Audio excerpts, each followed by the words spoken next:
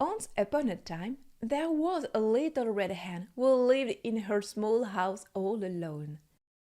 An old fox, clever and cunning, lived among the rocks on a hill not far from there. At the bottom of his den, Master Fox dreamed day and night of a way to catch the little red hen. How tender she must be, he thought. If only I could boil her in my big pot! What a splendid supper for my old mother and me! But he couldn't overcome the little red hen because she was too clever and too cautious. Every time she went out, she locked her door, took her key, and when she came back she carefully locked herself in and put the key in her apron pocket, along with her thimble and scissors. At last the fox thought he had found a good plan. He left early in the morning, saying to his old mother, "Put the big pot on the fire, we shall have the little red hen for our supper." He tucked a big sack under his arm and ran to the little hen's house. She had just gone out to gather wood chips to light her fire. The fox slipped behind the woodpile and, while she was bent over, sneaked into the house and hid behind the door. A minute later, the little red hen came back saying, "I'll shut the door and then I'll be safe and sound."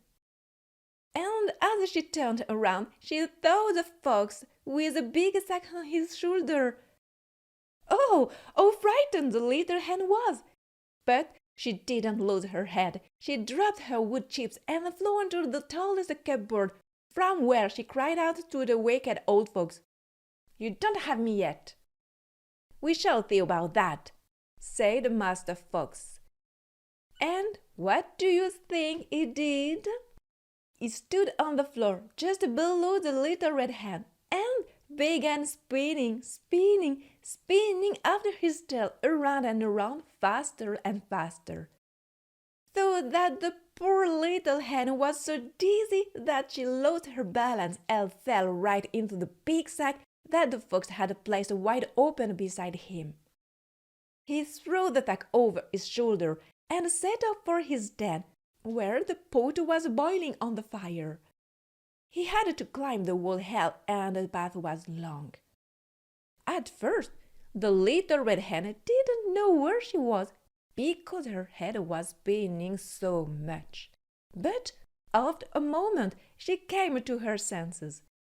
She then pulled her scissors out to her pocket and, snip, made a small hole in the sack and poked her head out.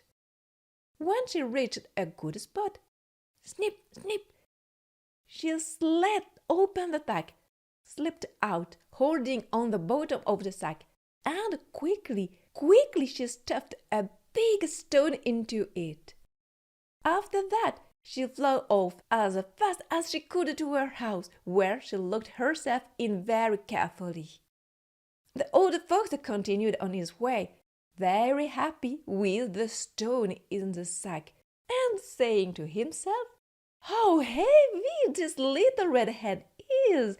I didn't think she was so fat. She's going to make me a splendid supper." He arrived quite tired at the den, and as soon as his old mother saw him, she shouted to him, "So, do you have the little red hen?" "Yes, yes," he said. "Is the water hot?" "It's boiling furiously," said the old mother. "Then be careful. Take off the lid of the pot. I'll shake the sack and drop the little red hen into it, and you watch carefully in case she tries to fly away." The old mother fox removed the lid from the pot and stood very close.